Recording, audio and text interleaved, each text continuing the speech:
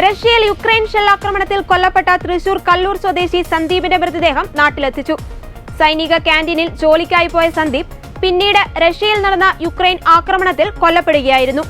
സന്ദീപിനൊപ്പം പോയവരിൽ മറ്റ് 2 പേർ ഇപ്പോഴും റഷ്യയിൽ തുടരുകയാണ്.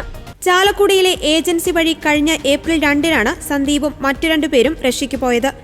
റഷ്യൻ സൈനിക ക്യാമ്പിലെ ക്യാന്റീനിലാണ് ജോലിയെന്നും 2.5 ലക്ഷം രൂപയോളം ശമ്പളമുണ്ടെന്നും പ്രാഥമിക ട്രെയിനിങ് കഴിഞ്ഞാൽ പിന്നീട് ക്യാന്റീനിലേക്ക് മാറ്റുമെന്നുമായിരുന്നു ബന്ധുവായ ഏജന്റ് മൂവർക്കും നൽകിയ ഉറപ്പ്.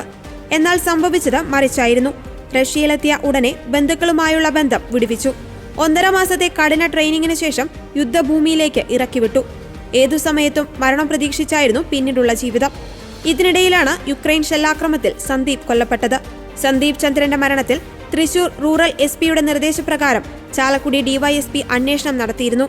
മരിച്ച സന്ദീപിന്റെ കേരളത്തിൽ നിന്നുള്ള റഷ്യൻ യാത്രയെക്കുറിച്ചാണ് പോലീസ് അന്വേഷിക്കുന്നത്. ഓഗസ്റ്റ് 19-നാണ് സന്ദീപ് മരിച്ച വിവരം വീട്ടുകാർ അറിയുന്നത്.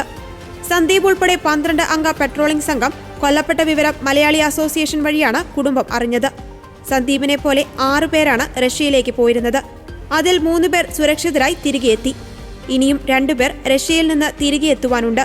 കുട്ടനല്ലൂർ സ്വദേശി ജൈനന്റെയും വടക്കാഞ്ചേരി സ്വദേശി ബിനിലിന്റെയും നില അപകടത്തിലാണെന്ന് ബന്ധുക്കൾ പറയുന്നു.